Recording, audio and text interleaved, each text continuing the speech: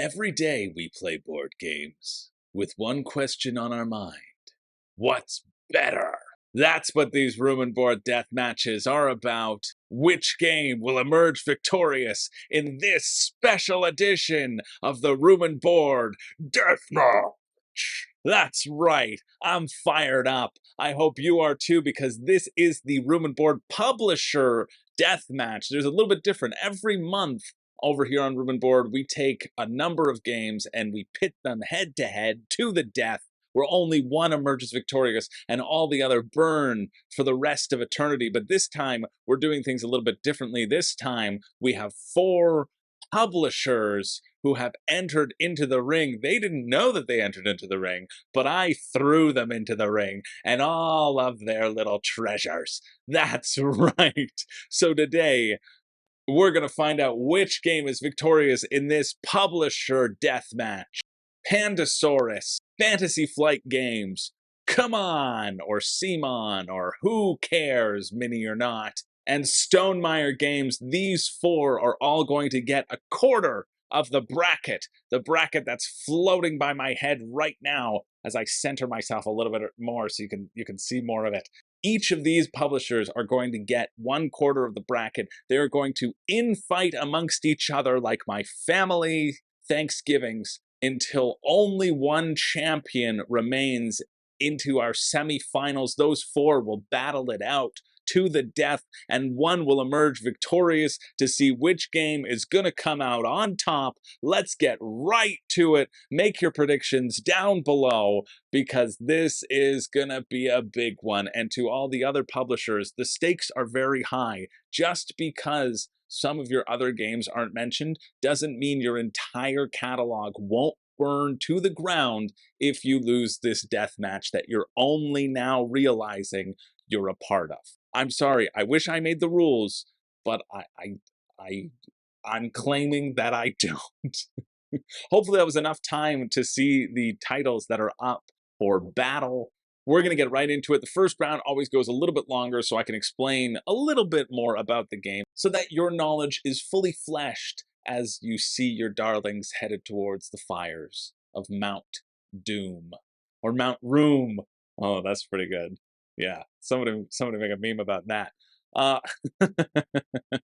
And then we're really going to ramp up and see who's going to come out on top. This was a fun one. For those of you who don't know, all through the month of May, every day, we've been voting over on the patron-only Discord for one of these games to move on. And at the end of the month, we crowned our victor. And now it's time to reveal the results to you all. So let's get right into it. Hit the like button, hit the subscribe, or else your hands will catch on fire. This is just a PSA. I hope that you've done it, because your hands will be on fire. It's literally the only way to protect yourself. So let's get right into it, starting with The Mind versus That Time You Killed Me. This is the Pandasaurus quarter of the bracket, and we have The Mind, which was reimplemented by the Mind Extreme, ranking the top 1,000 of games, versus That Time You Killed Me, which is an abstract sort of chess-style game. If you haven't heard of The Mind, it really blew up over the last, I don't know, 5 years, I guess. I feel like from 2018 to 2020, everybody was talking about The Mind. It's a very, very simple concept. You're going to have these cards. They're all numbered. You can see, ooh, look at those numbers. They're different numbers. It's from 1 to 100, and you're going to get a number of cards in your hand, and all you do is just play a card in front of you. And you got to count up from 1 to 100. Very simple. But the key is, you can't talk. You can't communicate in any way. You just have to feel the good vibrations that are happening between you. So if I put down a card, and I'm putting down the 34, and you've got 54 in your hand, and Jenny's got 55 in her hand, you've got to figure out who's going to lay down their card first and commit to it and feel it out as a group. If you don't lay the cards out of order, you don't lose. Also known as winning. If you do lay the cards out of order, you lose a life, and you have a number of lives for the game. That Time You Killed Me is basically 4D chess. You know how everybody talks about 4D chess? Well, this is 4D chess in its fullest capacity. You're going to have these 3...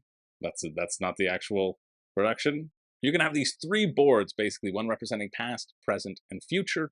And the goal of the game is to push the other opponent off the board. Basically, you've pushed one of their selves into the void of time and space, and you have to do that with all of their selves before they do that with all of your selves. But you can leave little vestiges of your people behind and travel back to the time and travel ahead to the future and all that sort of stuff. So it's an abstract game with a fun theme of murder most foul. And for this one, I really thought the Mind would take it. I think the Mind has had such a boom, people can put it in its pocket. I personally don't have the Mind, but I have the Mind Extreme, which you're playing 2 decks, one counting down and one counting up. So you got to manage both of them and not just one. I think the Mind is fun, but I think people resonated a little bit more with That Time You Killed Me because of the more abstract nature and a little bit more competitive nature. And it is That Time You Kill Me that moves on in a 15-8 vote. And unfortunately, the Mind and the Mind Extreme are burnt for all eternity.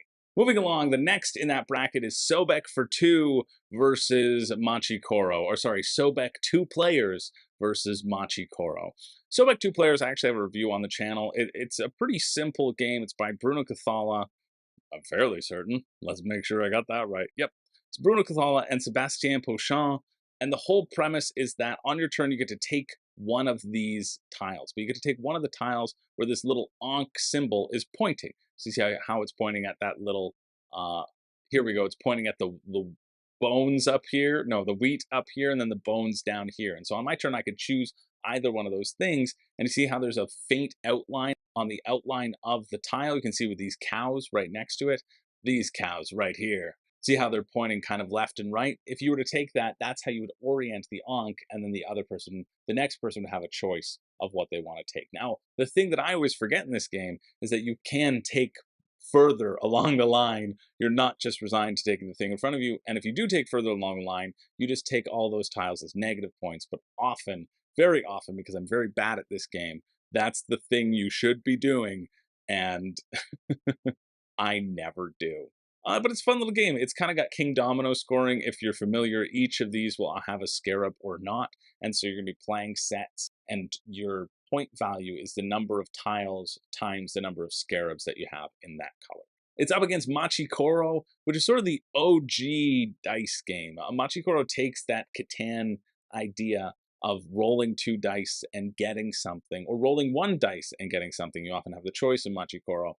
And usually it's just money. So you're going to have all these buildings out here. The game ends when you build these 4 secret buildings, and every time you roll the dice, if you roll numbers that you own, you get that thing. Sometimes you get things when other people roll the dice. Sometimes you don't. It all depends how you build your dice rolling, and then you're dependent on what you roll. I played Machi Koro recently, and I was really excited to play it, and I was really underwhelmed by it. I think I enjoy Sobek a lot more, and so naturally, in the theme of these death matches, it's Machi Koro that moves forward in a 16-9 vote. I think the connection to Space Base, because Space Base really is inspired by this, and I think is the better version of it, I think that's what made it kind of scoop up a lot of the votes. Next up, we have the Loop versus Dinosaur Island. There was a foul on the play, if you saw in the bracket. It might have said bounce off. No, this is not where the Pandasaurus version of bounce off comes in, but it is in fact where Dinosaur Island comes in.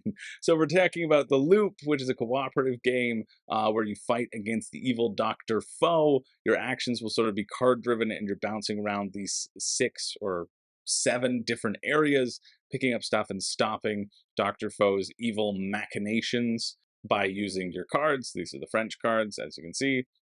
And it's against Dinosaur Island, where in this large table sprawling event, you're going to be collecting dinosaur DNA and building your park and building the most exciting park possible so that people come to your Jurassic Park and don't get eaten by the Tyrannosauruses. But that is a possibility, basically. And so between the two, we actually ended up with a tie with a few undecided voters. And if you're unfamiliar, sometimes the undecided voters, they throw down a die of chaos, wanting to make their vote count or wanting to swing the tides in terms of what fate decides. And I don't know if it was fate. And I don't know if it was fate. And I don't know if it was fate, or if for some reason the dice were stuck in a loop. You get it? But it is the Loop that moves forward in a 14-11 vote. And I'm very surprised here. I've heard really good things about the Loop, I it's something that I definitely want to try. It's done very well. It's a pretty good price point. But I fully expected Dinosaur Island to move on here because, well, it's about dinosaurs. Come on now. And it is ranked 195 compared to the Loop's 617, but that doesn't matter. What matter are the votes. And T-Rex ain't got the votes. And he couldn't rig the votes either with his tiny little arms. So it is the Loop that does move forward in a 14-11 vote. Moving along, now we have entered into the Fantasy Flight Games quarter of the bracket. You'll see that Pandasaurus was a little bit smaller because they got a bye. Some of the months have 31 days and not 32 days. You know, it's odd to have a month have 32 days, and that's the number of days that you'd need for, you know, a 32 round tournament. So some of them get a bye. So Pandasaurus ended up getting the bye and so has one less fewer sort of game to compete with and to talk about because it was the least chosen choice out of the four. All the patrons voted on which publishers should battle it out, and who knows, they might do it again. Is that a spoiler for next month? You'll have to wait until the end of the video, or just sign up for Patreon and find out for yourself. But over on the Fantasy Flight Games, we have a battle to the death, as always, as is kind of normal now. We have Cosmic Encounter versus Mansions of Madness. And this is an interesting one, because Cosmic Encounter has its fans. It's used to be Tom Vassel's #1 game of all time, but it's not higher on the Board Game Geek charts. And surprisingly, too, the weight of both of these games is actually very similar and pretty small as well. Cosmic Encounter, I think I describe it as a game for wild cards. You're going to have these 5 planets of your color, and then a card is going to get flipped up, and that's going to tell you who you attack. You don't get to choose who you attack. The game chooses who you attack. And so you're going to say around the table, hey, anybody want to help me attack? And the defender's going to say, hey, anybody want to help me defend? And people will either decide to join your side or not. And then you'll put in one card, one single battle card, which can range from 1 to 40 extra strength. And you'll flip over those cards and you'll see who wins. You can also both play a negotiation card and say, listen, let's just negotiate. Let's have a peaceful settlement on each other's planets. No problem, no worries. But then if one of you plays a battle card, well, then you just win outright. The goal is to get 5 planets on solar systems other than your own, and you win the game. But the reason why a lot of these people like it is because there are so many different alien races, and all of these alien races are game-breaking, is kind of how it's described. They're just ridiculous. And so people enjoy the powers that come from Cosmic Encounter. Mansions of Madness has been in a few of these death matches before. How it hasn't burnt to a crisp yet, I don't know, but maybe because it's on to the 2nd edition. In Mansions of Madness, you are going to crawl your way through an app-assisted scenario that's giving me no pictures of the app. Yeah, they're kind of, you crawl your way through a house and you do what the app says. The app manages a lot of what is going to happen to you, what enemies are going to arrive. You're going to be doing dice checks. You're going to collect weapons along the way, fight monsters, fight your own insanity. And it's also huge because the 1st edition didn't have this app and it required somebody to kind of take care of all of that automation. And this just kind of streamlines it and lets you get to playing sooner. And so I really wasn't sure which way this vote was going to go. I personally am not a fan of Cosmic Encounter at all. I just find that there's no reason for me to not side with the person who's attacking every time. There just isn't. No one's ever given me a good enough reason to not just be on the attacking side, because then when they win, I get a planet anywhere I want, and we just all work together. And I don't know. It's one that I think benefits by people playing poorly and people playing for fun and not for strategy. And if you're able to play for fun, is something I've never known about, Cosmic Encounter can be interesting, and you can have a good time with it. Mansions of Madness, I think, really reinvigorated itself with this 2nd edition, and that's why I'm happy that it does defeat Cosmic Encounter in a 15-12 vote. Moving along, we have Marvel Champions, the card game, versus Star Wars Imperial Assault. This is a big battle. Both of these have been in the finals of death matches past. I mean, good on you, Fantasy Flight Games, for putting out 2 bangers. Both of these are in the top 100 on Board Game Geek. Marvel Champions sitting at 39. Number 2, customizable.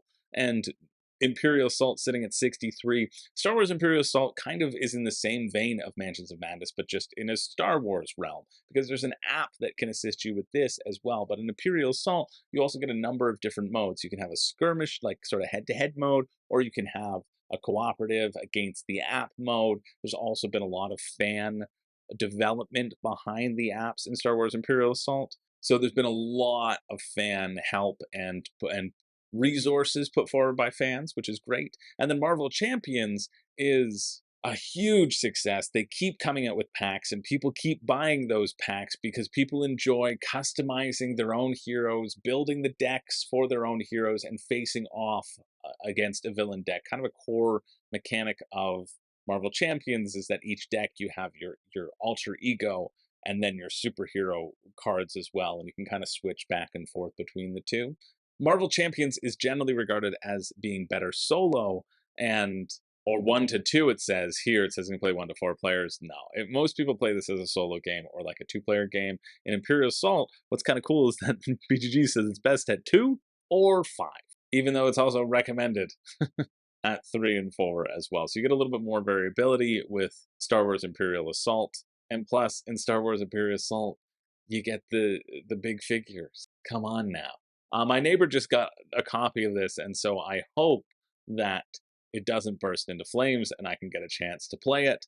And this was a really tough one. A lot of people came out. A lot of people threw down their extra votes. You get 1 extra vote per tournament. And if the one that you vote for moves on, that's considered used. If the one that you voted for doesn't move on, well, then you can use it again, because I like people to be able to voice their support behind games that they're really passionate about. So this one was tough.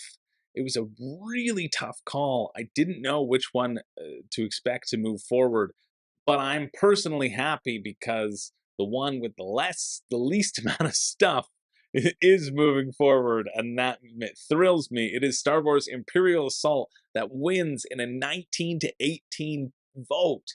Oh, close. It was tied for the longest point, and then somebody dropped that vote down, that last vote down to clinch it. And Marvel Champions is out in the first round, coming up against a really tough competitor. Next round, we have a Game of Thrones, the board game, versus Android Netrunner. Now, a Game of Thrones is a very sort of Risk-style game. You're going to have the world of Westeros. You can see the Starks up there in the north, and you can see I forget what they're called, the Pedro Pascals in the south. I'm pretty sure that's Dorne. That's what it was. Game of Thrones is a long game of diplomacy and hurt feelings, kind of like the books and the TV show. A lot of hurt feelings there. I purposefully stopped watching Game of Thrones when Joffrey became king, because I just thought it was better that way. I thought he's a nice little boy, and I just wanted him to be happy. What's kind of neat about Game of Thrones is that you're going to put down these counters. You're going to talk all around the table, and you're going to put down counters which indicate what you're going to do. And you have to commit to what you're doing without knowing what everybody else is doing. And so you can say, listen, I'm not going to attack you up here. I'm going to just bolster my defenses. Okay, I'm just going to gather resources. Don't attack me. And the other person can say, absolutely, I'm doing the same thing. And then they flip it over and they're attacking you. I've only played one game of Game of Thrones. I was the Starks. And I think the problem here is that you often need 5 or 6 players to play. It just doesn't really work without that. It says best at 6 because then you're using the full board. And so I was up there with the Freys, and the Freys and I made a solid alliance that we really established early on in the game, and then we just sort of stomped downwards towards all the other people. And so at the end of the game, I didn't really win. I mean, I did win, but I only won because the Freys were in the position to kingmake. And so they decided to honor our alliance because we had worked together all game and stomp out the Lannisters, and then I was able to become king. But it felt like it was just because the Lannisters made that player mad that they targeted them. It wasn't really like they couldn't win at that point. And so they're just like, okay. And so after 6 hours, ending with that note of somebody just being mad, it's not the best, right? But conversely, Android Netrunner is another one that didn't really hit with me very well, but I know it hits with a lot of people. It's an asymmetrical collectible card game. Another collectible card game. Fantasy Flight games are sort of the best at churning out IPs or churning out games that will only give you more and more and more and more and more and more and more and more. Sorry, get stuck in the loop again. There was a lot of stuff that came out. Obviously, it makes sense because it's by the designer of Magic the Gathering, Richard Garfield. And so the interesting thing about Netrunner is that one of you will play the hackers and the other will play the tiny child at Fortnite getting invaded by hackers. Sorry, the big corporation. I was mixing my themes there. Uh, hackers! They're hacking!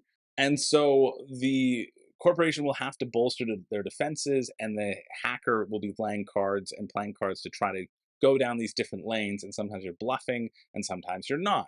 And so it's this back and forth of building these two different decks, all with insane customization, really customizability, uh, and then coming out on top.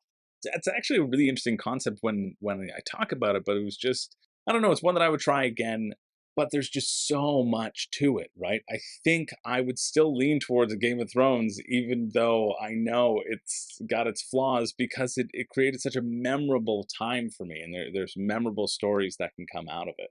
And so this one was really close as well. It came down to one vote, actually one die of chaos.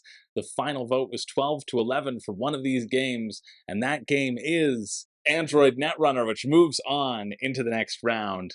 Next up, we have Unfathomable versus Bounce Off. Did you know that Fantasy Flight Games created their own version of Bounce Off? I know Bounce Off has had so many iterations, so many publishers want to get in and have published it under different titles and different names and have changed it, actually, so that it doesn't look like Bounce Off. But a lot of Fantasy Flight Games catalog started out as Bounce Off. It's just that Bounce Off has such a rich depth of strategy and such a rich sort of flow to it as well.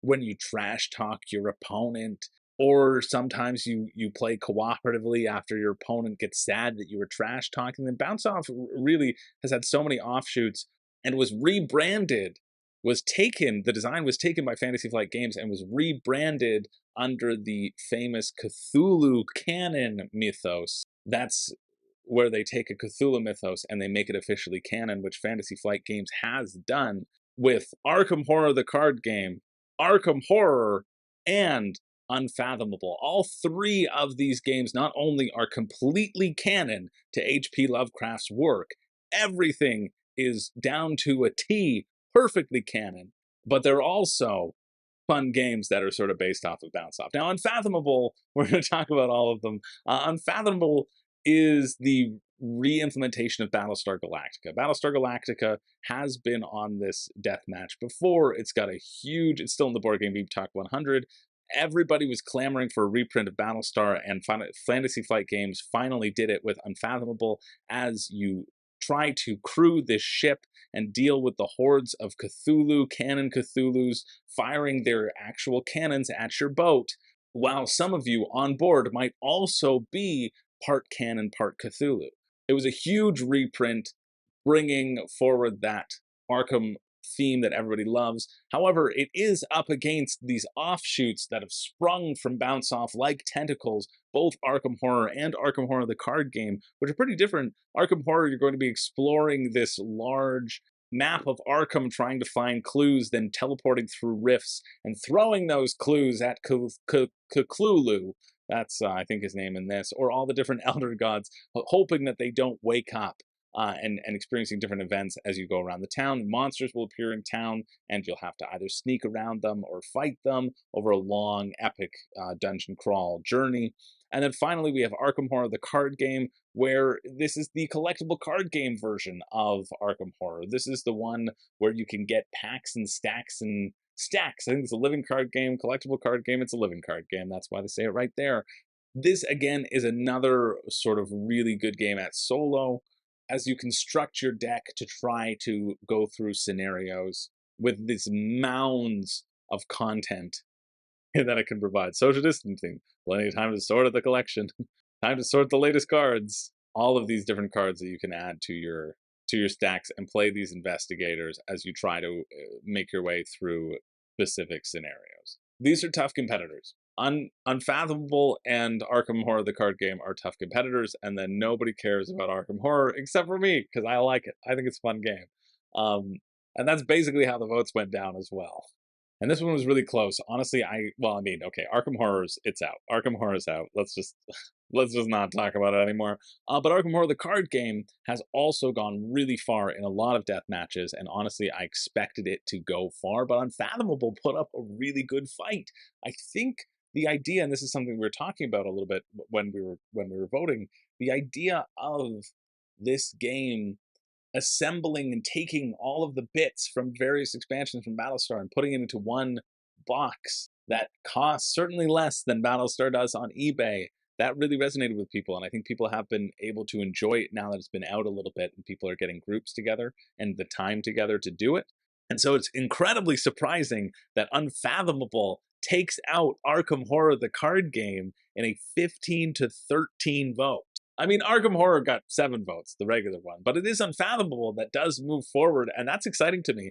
I was really thrilled when they came out with this version, because I love people being able to access games that they're going to be passionate about, and this is exactly that. So Unfathomable finishes our time in the Fantasy Flight side of the bracket. Now we're over to the CMON side of the bracket, starting with Marvel United and Blood Rage. Marvel United, which has been all the rage since it was really released over its 3 Kickstarters. Marvel United is a very simple game. You're going to have this circle of despair, let's call it, because playing it again would make me have a bunch of despair. All of these 6 locations have a small thing that's different with them, and they'll basically have, let's see, can we zoom in?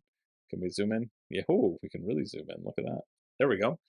We'll have either like little baddies there and civilians to save, and also this sort of threat thing to deal with. And basically, you're going to play a card from your deck on your turn.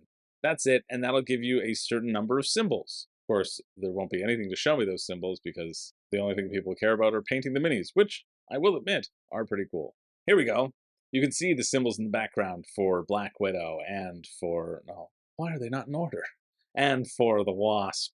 See, there's a little punching symbol. And so that means you can punch a villain in the face. And the key to this, since it's co-op, is that when you play a card, you also get to use the symbols of the previous card that was played from your friend.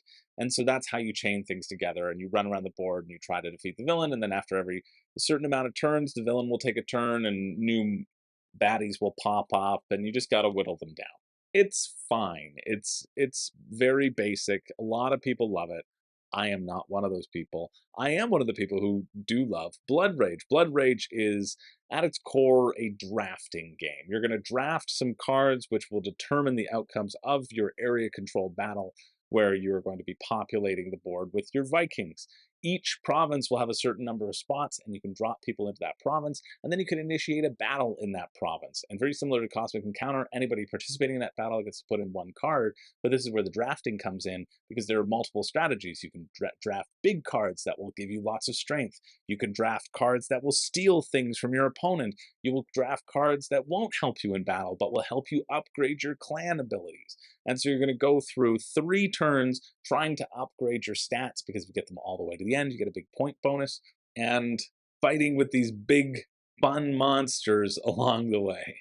For me, Blood Rage wins outright, but I'm not the one voting on this decision.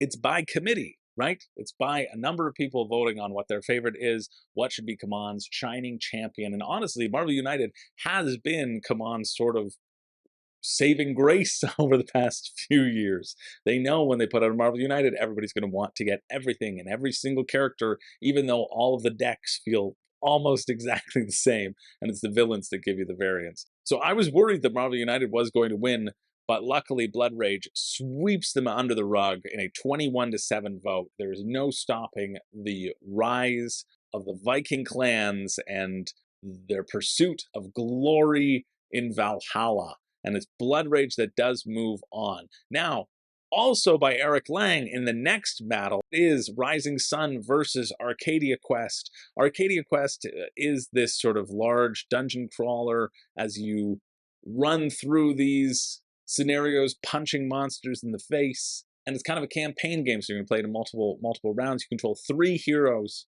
and you face off against the other heroes and the monsters that are controlled. And it's just running around. It's doing what CMON does best, running around, chucking dice, getting loot, all of that good stuff. But it is up against my personal #1 game of all time, Rising Sun.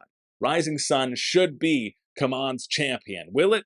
I don't know, because nobody likes it as much as I do. Do you hear that? Nobody. I'm the only one who loves Rising Sun. If you think you love Rising Sun, you're wrong. You can suck an egg. Go suck an egg.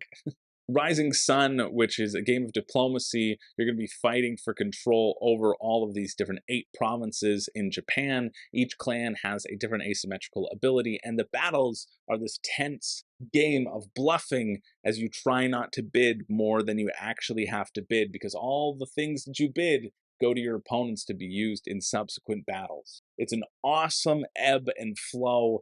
There's all the powers feel cool. There's a lovely sense of negotiation, and it's just so good.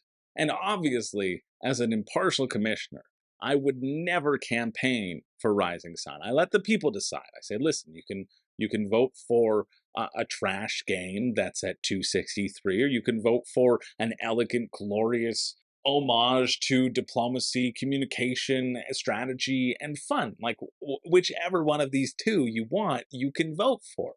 I also recognize that people like to make the games that I love lose because they think it's funny, and you're not wrong. But this time, that is not to be, because it is Rising Sun that moves forward. It's out of the first round. Let's go. It moves forward in a 20-10 vote. Not even close. Just proving Rising Sun's dominance. I mean, I'm sure Arcadia Quest is fun. I know it's fun, but it's not as fun as Rising Sun.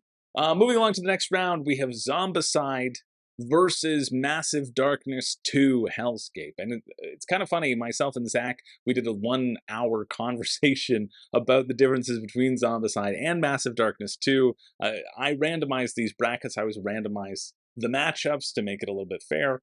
And so it's just funny how those shook out that way. These two are often compared to each other because in both cases, you're going to be running around a board, collecting loot, leveling up your characters, and trying to complete a scenario. That's the essence of both situations. Where Massive Darkness 2 shines is that it has all these different classes. You can see all these people down here. They're different classes, and they basically have their own little mini games and skills that you can level up with a little bit more depth than Zombicide has. Zombicide is a little more beer and pretzels. Let's see the complexity rating between the two. 2.54 and 2.7. That's surprising.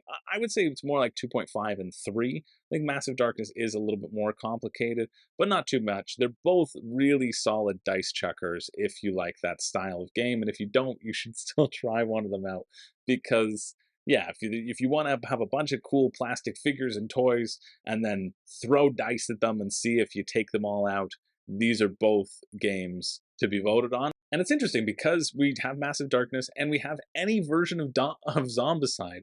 You can see the number of re-implementations that are listed, and of course there's been more. Zombicide 2nd Edition has been re-implemented by Army of the Dead Zombicide and Marvel Zombies and Zombicide Undead or Alive. All of these different versions of Zombicide shows how strong a title this really is. But Massive Darkness 2 is just so much fun. And I am so thrilled that it is Massive Darkness 2 that comes out on top, taking out Zombicide, making all copies of Zombicide burn to a crisp in a 21-15 vote. We're moving on to our final battle in the CMON bracket. We have Cthulhu Death May Die and CMON's version of Bounce Off. That's right, CMON did it too. They wanted to produce a game that had a little bit more colorful minis, let's say. These are great. They're standard, but you know, CMON, they like to kind of elevate, and they like to focus on different sculpts, and honestly, a little bit of a bad deviation from the simplicity and standardization of Bounce Off. You can see that just perfect form in this picture, of course. Oh, very good job, Kev1. Yes, you are the only Kev in my heart because of this photo. Let's zoom in on that form. Let's zoom in. Let's zoom in on that form. That's great. That's what we want to see. And what's interesting about CMON is that with their acquiring of the Bounce Off IP. They, Bounce Off likes to share it itself around to be published for brief periods of time.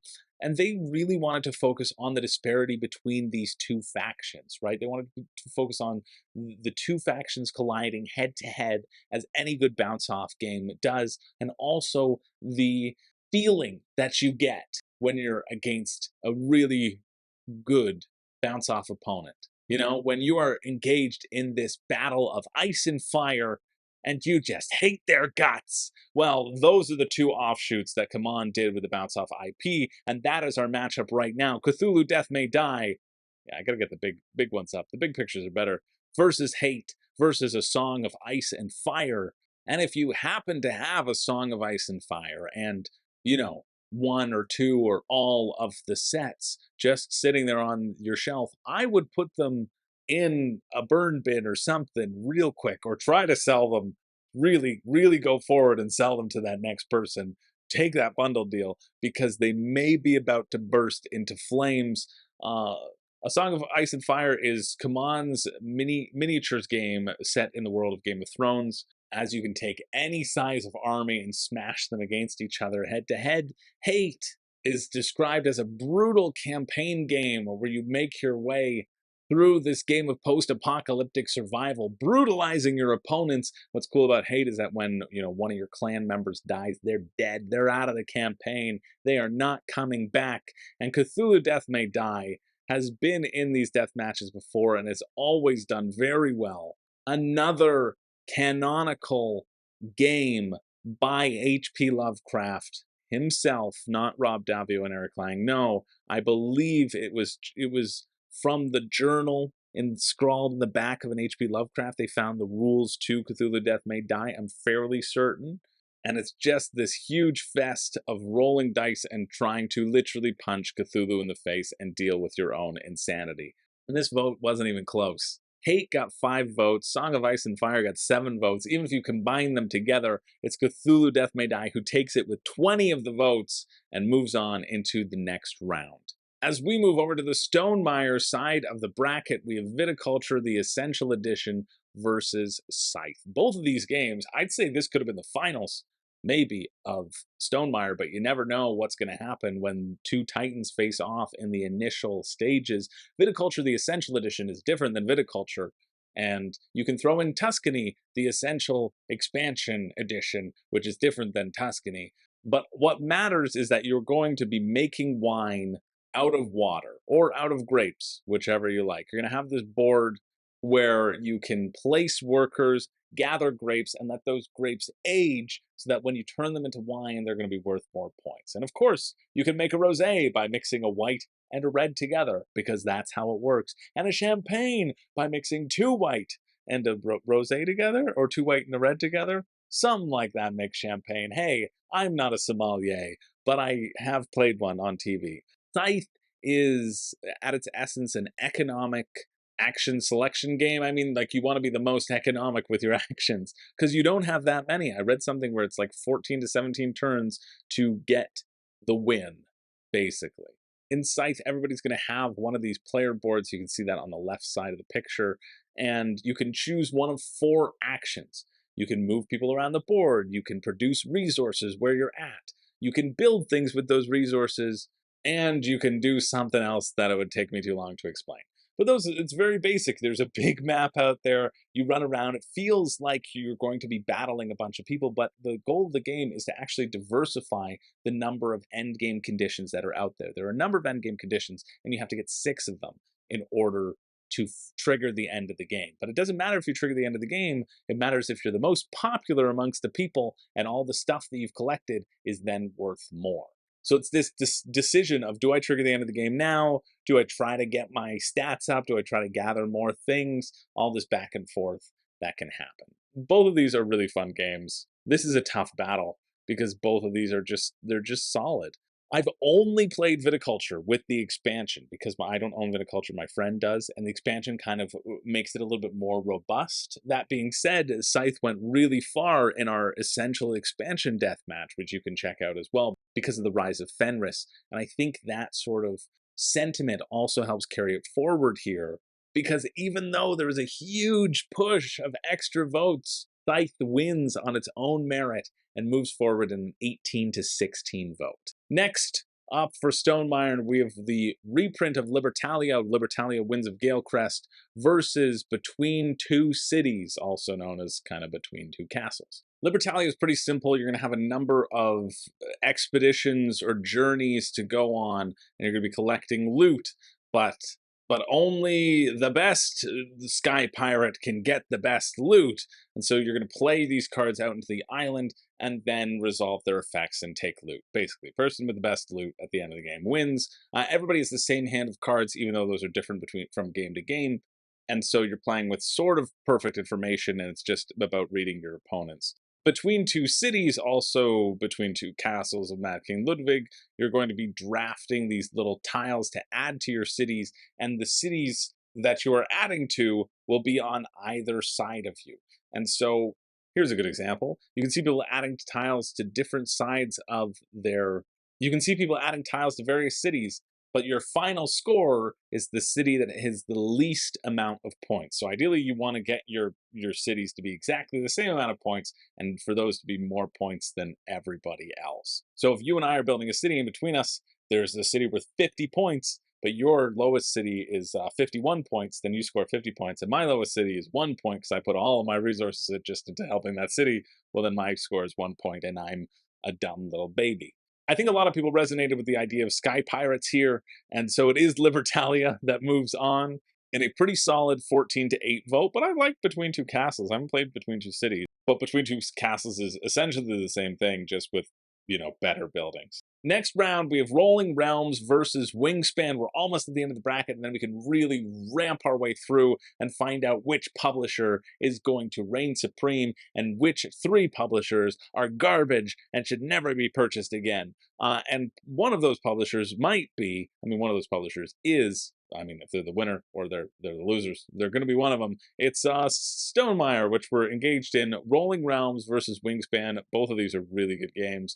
Rolling Realms is this little roll and write where you have a number of cards. You can see these cards are out here where they all will do a different thing. And you're going to draw 3 of these cards randomly. And then you're going to all roll 2 dice 9 times and play the little mini game that happens in all of these things, gathering resources along the way that help you re-roll stuff, that kind of thing.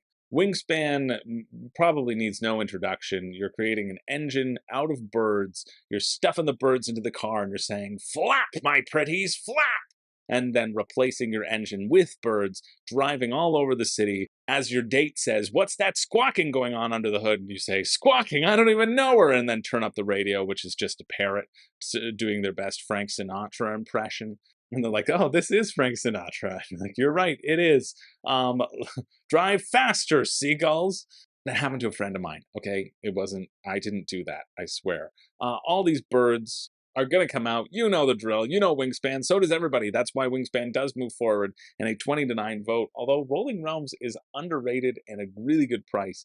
The thing about Stonemaier is that a lot of their stuff is really good quality as well. So Wingspan does move on into the next round. And our last round in the Stonemaier side of the bracket is Tapestry versus Bounce Off. You guessed it, Bounce Off. Not that Bounce Off, this Bounce Off. Stonemaier has taken their candid production quality to Bounce Off and has produced just one copy, just one little thing. Most publishers take and rip it apart because it's too big a game, but Stonemaier wants you to feel the pure bliss that the completed version of Bounce Off can bring you. Stonemaier wants you to gaze at these beautiful yellow balls. That's a direct quote from Jamie Stegmaier. I'm fairly certain that's what he says at the beginning of every business pitch and every business meeting.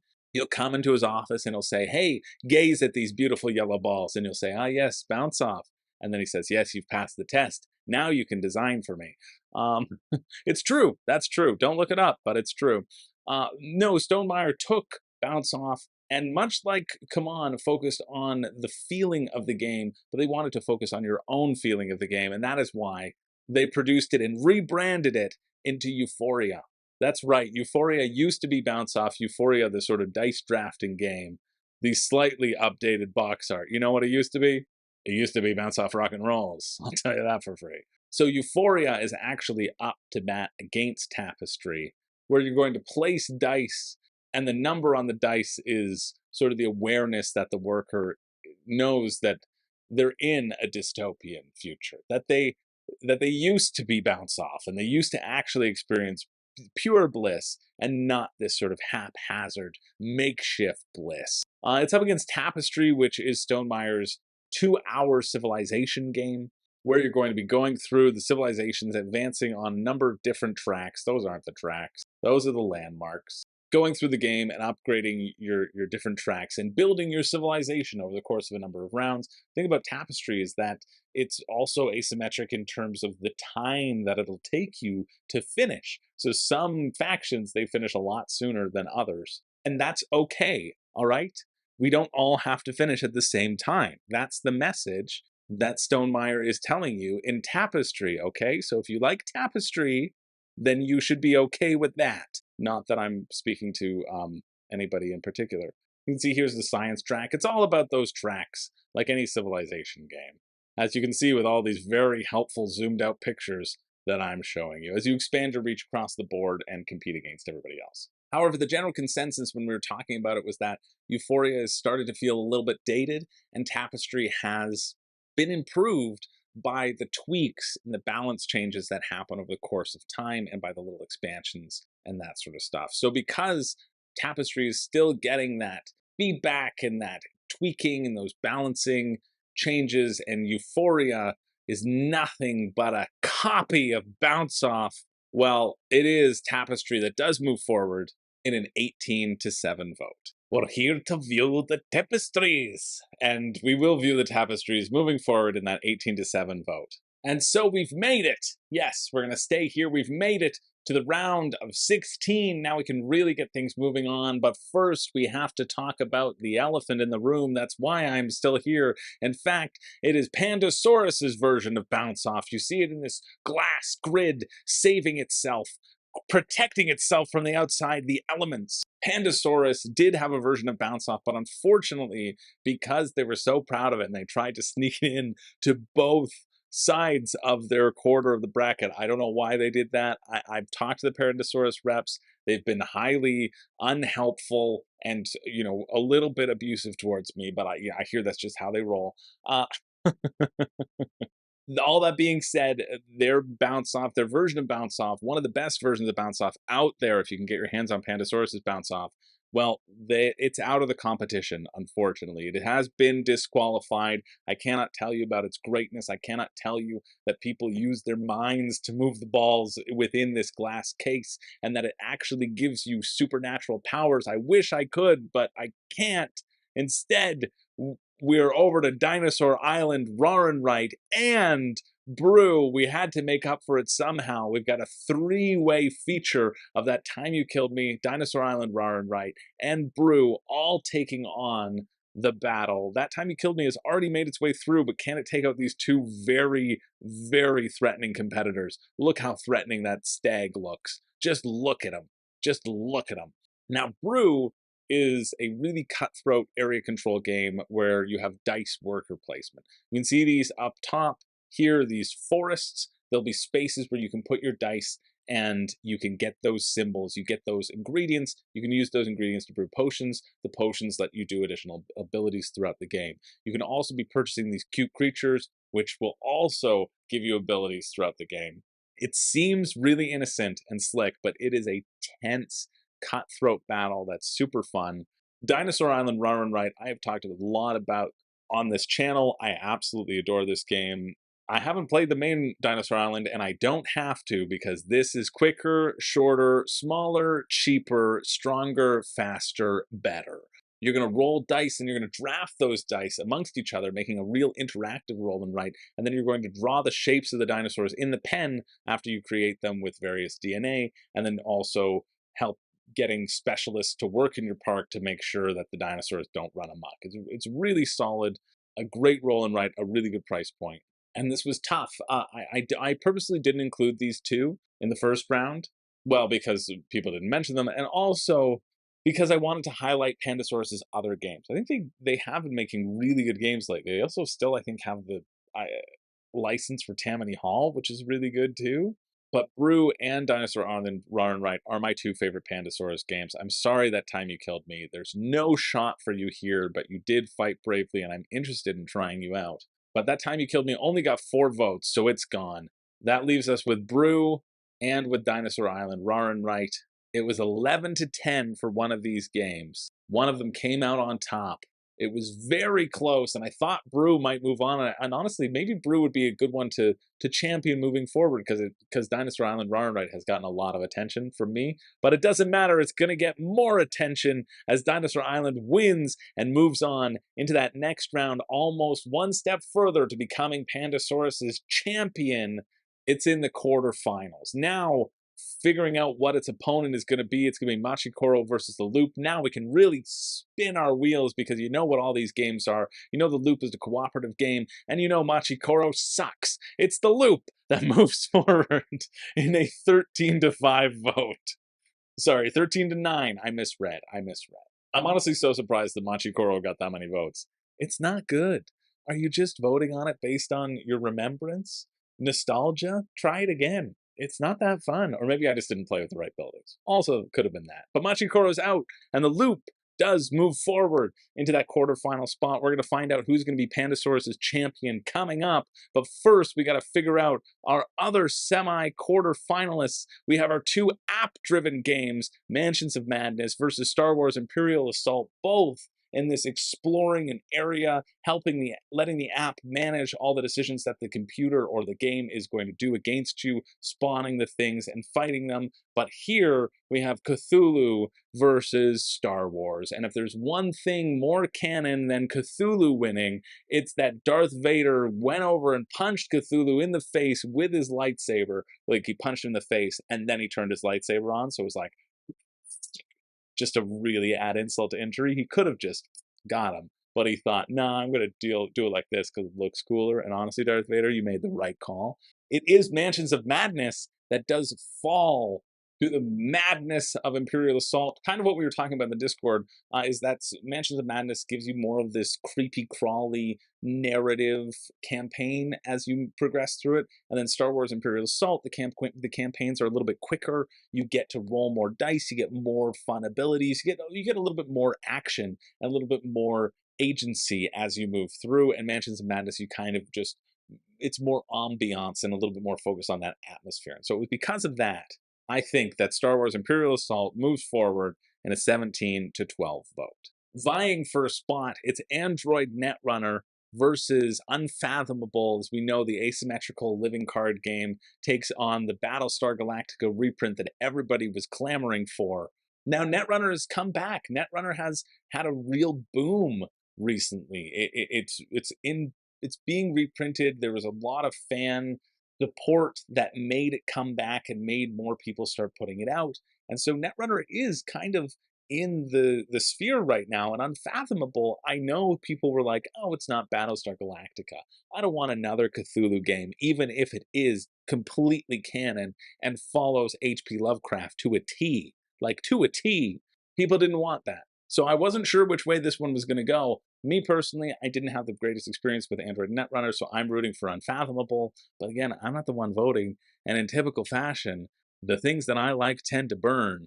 So this was a really close one. It came down 15 to 12, and it is Unfathomable. Did I psych you out? It's Unfathomable that does move forward, and Android Netrunner loses, getting those 12 votes. Unfathomable takes it with 15 votes and moves into the quarterfinals, one step ahead to becoming Fantasy Flight Games. I always want to say Final Fantasy Flight Games, but that's not it. It's surprising that Fantasy Flight Games hasn't done a Final Fantasy Flight game, but, you know, that's a different story. Let's move over to CMON's side of the bracket. We have Blood Rage versus Rising Sun.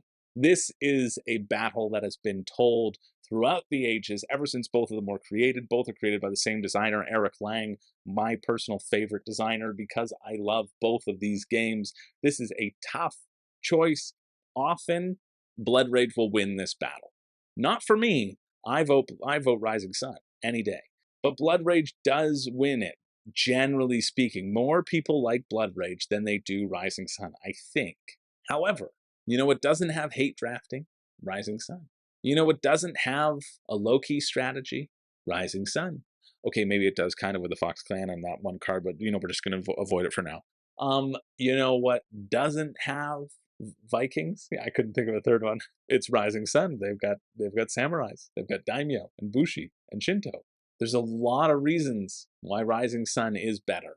And those reasons seem to have hit home with a few people, because I cannot believe it. I thought Rising Sun was out. I thought it was done and dusted. But I'll tell you what, Blood Rage is the one that's erupting in the fire. You can see the fire consuming them right now. It doesn't matter because Rising Sun moves forward in a 15-10 vote. Are you kidding me, people? This is incredible and completely earned. Rising Sun, you get so much more diplomacy and more tension. Blood Rage, one card for a battle. Ha! No, Rising Sun, you bid on 4 different advantages. I'm so excited that Rising Sun has defeated Blood Rage. Like, that's a win for me. I am so thrilled that that happened. And if you wanted my favorite game to burn, well, guess what? You're not alone, and you should have joined the Patreon and got your votes in. Sorry. That's the only way to change your fate. And speaking of changing fate, we have 2 great big dice chuckers facing off against each other. Massive Darkness Hellscape versus Cthulhu Death May Die. I love Massive Darkness. I'm hoping to love Cthulhu Death May Die. I'm really excited to get Season 3. I backed it because I've heard such good things about Cthulhu Death May Die, but Massive Darkness is just so fun. There was a lot of talk actually about player count for these, and Cthulhu Death May Die is one that's not really that great solo. Apparently that was a consensus on the Discord. I think Massive Darkness, you could play solo. I would never want to play Massive Darkness or Zombicide with more than 3 players, even though it can play up to 6. I would not want to. I've actually taken 2 player boards out of the box to make more room for the cardboard. So there's only 4 player boards in this box because, as far as I'm concerned, you're only playing with 4 people. I guess I could take out 4 of the minis as well, like two extra minis. Nah, where am I going to put those? Probably at Zach's house. And so it kind of, Cthulhu Death May Die apparently is good at that 3-player and more, and I would say Massive Darkness is good at 3 players and less, is a good indication. And there's a lot of solo players in the Discord, so I'm expecting with that new knowledge to check my computer and see that Massive Darkness 2 has, oh no, it was Cthulhu Death May Die. It's Cthulhu Death May Die. Cthulhu Death May Die takes out Massive Darkness 2, which honestly I'm excited about, because if I like Cthulhu Death May Die more than Massive Darkness 2, that means it would be an immediate inclusion into my top 10, and that would be pretty cool. So Massive Darkness 2 gets burnt for all eternity, and I'm sad about it, but I've played a lot of it, so you know, I could probably get over it. I'm still riding high off my Rising Sun win, even though Rising Sun for sure will lose Cthulhu Death May Die, but that doesn't matter. We're going to go back over to the Stonemaier camp. It's Scythe versus Libertalia, Winds of Galecrest. I mean, this is very obvious. Do you think Libertalia is going to win? No, of course not. It's not going to win against Scythe. I think it might be interesting and might be better. I haven't played Libertalia. I'm really excited to play Rise of Fenris. My neighbor got that as well, and so I'm going to play with him just around the corner. I think I will like Libertalia, though. I think that idea of everybody having the same hand of cards and you having to read your opponent, that's the sort of style of game that I do like. But Scythe, the efficiency and building that engine and the illusion or number of possible choices that are out there and different ways to experience and experiment on the map is just really fun as well. So it is Scythe that takes it very handily in a 22-7 vote. And then we move over, no, sorry, Rolling Realms, you're already done. It's Wingspan versus Tapestry. These are the 2 vying for another spot. Wingspan versus Tapestry. This could go either way. Tapestry is you race for those achievements and race up the tech trees, still having that sort of solo game. Wingspan is pretty much a solo game too, let's be honest. You're not really doing anything. You're drafting food from the bird feeder. Or you're choosing not to do an action because somebody has a pink bird. Both of these are fairly solo-centric games. And this one was really close. And I'll tell you how close. It was a tie close. That's how close it was. It was 16-16. There was a huge flurry of extra votes from the Tapestry crew to push it up matching Wingspan. Tapestry was giving a lot of really good pitches, but there's something really evergreen about Wingspan. So many people have it in their collection, and so many people have enjoyed it. It's in the World Series of Board Gaming for a reason, because it is so widespread. It's one of the most popular games, or was one of the most popular games in last year's World Series for sure. People love this game. And so it comes down to one lone die of chaos, deadlocked. If there wasn't the die of chaos, Tapestry would have won, having more extra votes and more passion, a more passionate fan base. But you know what I say to your passionate fan base? You know what fate says to your passionate fan base? Get lost! Get out of here! Sorry if I blew the mic. Fate says, passion gets you nowhere. Be soulless instead. That's what fate says. And it is Wingspan that gets the die of chaos and moves forward in a 17-16 vote. We're down to the final 8. It is time to figure out who our champions are for each publisher. For Pandasaurus, we have Dinosaur Island versus the Loop. You can see the strobe light that's happening. I mean, it's got to be Dinosaur Island Rarn, right? I mean, it's got to be. I haven't played the Loop, and I might have to play the Loop if it wins. I've heard really good things about the Loop, though. And you know what some of those things that I've heard about the Loop? I've heard of the Loop getting 15 votes. That's what I've heard about the Loop. And it's just, if Dinosaur Island gets more votes than 15, then it'll win. And that's not to be. Dinosaur Island gets 10 votes. Only 10 votes. The Loop beats Dinosaur Island in a 15-10 vote. Are you kidding me right now? I need to go out and buy the Loop because it's co-op and different hand management actions with your cards. It is Pandasaurus's champion and moves into the semifinals. Dinosaur Island Rarnright. What happened? You had too many flammable things in your box. You're gone. The Loop moves forward and will be facing off against Fantasy Flight Games champion, either Unfathomable or Star Wars Imperial Assault. Both of these have gone very far in previous tournaments. Well, Unfathomable has never been in another tournament, but he was Battlestar Galactica, so that's what I'm saying. Star Wars Imperial Assault has actually won a previous Deathmatch tournament. It won the Shelf of Shame tournament. It was like, hey, get that off your friggin' shelf. It's good. But only one of these games can move forward. What do you think? What do you think? No, you're wrong. Unless, of course, you said Star Wars Imperial Assault, and then you're right. Because it's unfathomable that Unfathomable would move forward against Star Wars Imperial Assault. You see what I did there? Star Wars stomps the floor with Cthulhu. That's canon. Again, it's canon that Darth Vader came over and punched Cthulhu once again. Didn't this happen before? When did Darth Vader do that? Oh, that was in Mansions of Madness. Well, he did it again. Darth Vader's like, I've been through this. I know the end of the story. Punches, lightsaber, done. Unfathomable is out of the competition. Star Wars Imperial Assault moves forward in a 16-6 vote and becomes FFG's champion. Now to find out who's CMON's champion. Oh, come on, Rising Sun. Come on, Cthulhu Death May Die. One of you is going to be the champion of CMON. And I'll tell you what, it's probably going to be Cthulhu Death May Die, but Rising Sun deserves it. Rising Sun does deserve it. Even though Cthulhu Death May Die, I look at it as leading at a 14-9 vote right now. I just wish something beautiful would happen for Rising Sun. I wish the commissioner, who's always very impartial, would put his finger on the scale a little bit. You know what I mean? But I want to tell you a story. I want to tell you a story about a little underdog who could. And no, it's not Kotahi, which was brought up in the Discord about the added character in Rising Sun that the CMON developers just looked on Wikipedia for Japanese beasts, and somebody had added their friend in there, and they took that as if it was a real thing and made a sculpt out of it. As an angry red-haired baboon or something, because they were making fun of their red-haired friend. No, I don't want to tell you that story, even though I just did. I want to tell you a story about passion. The number of extra votes needed to really put some passion behind these things. Because as you know, it was 14-9, right? But I'll tell you, there were 4 extra votes for Rising Sun. 4 people, 4 brave souls wanted Rising Sun to succeed, bringing it within striking distance. 14-13, Cthulhu was still ahead, and yet there was one die of chaos to be rolled. One beautiful die of chaos. On a 1-3, Rising Sun would move forward, and on a 4 and 6, Cthulhu would. And you know what happened when we rolled the dice? Well, I mean, no, that's probably not. No, it's okay. Not that 4. Not that 4 didn't have a 1 to 3. Oh no, yeah. Look at that.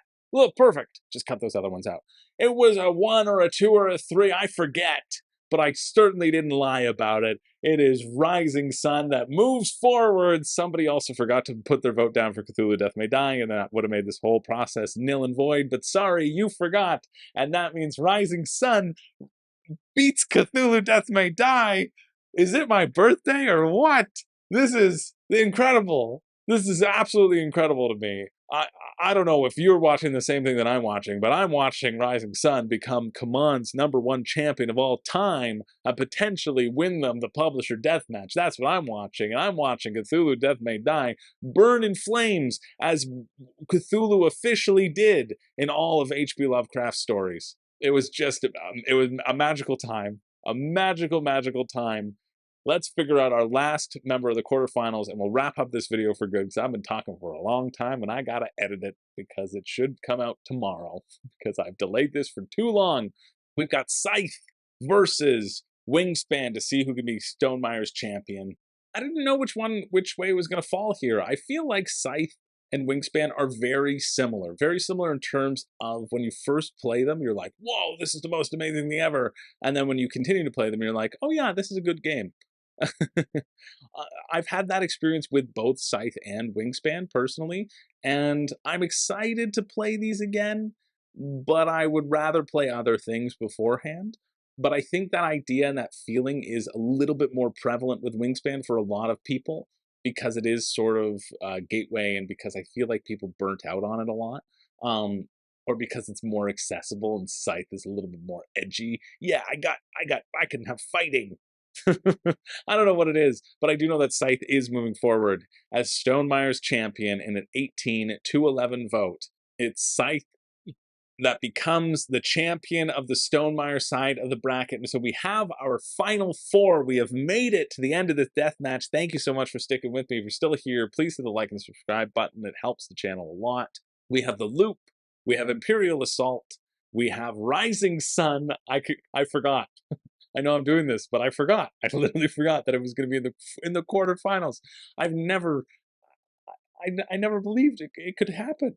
And Scythe taking it on. First, we have the Loop versus Star Wars Imperial Assault. Pandasaurus' little Loop that could versus a existing Deathmatch winner. The odds are for Imperial Assault to move on to the finals out of this matchup. I would say it would be very hard for the Loop to make a comeback, even though you can have both a co-op game, right? Depends upon the accessibility. I just think there's something really exciting about, Star Wars is fun, and shooting your little lasers is fun, and level up your characters and fighting off the Imperials is pretty fun. And unfortunately, even though they changed the name from Dr. Fu to Dr. Foe, yeah, I still remember that, I'll still bring it up. It is Star Wars Imperial Assault that moves forward in a 12-8 vote. 12-8 is pretty good. The Loop managed to move forward. When we reach the semifinals, there are no more extra votes to be cast. It must be won on merit alone. And so the Loop got a lot of people pulling for it, because Pandasaurus is a really decent company known for their value. Not their values or their decency, but known for their good value prices.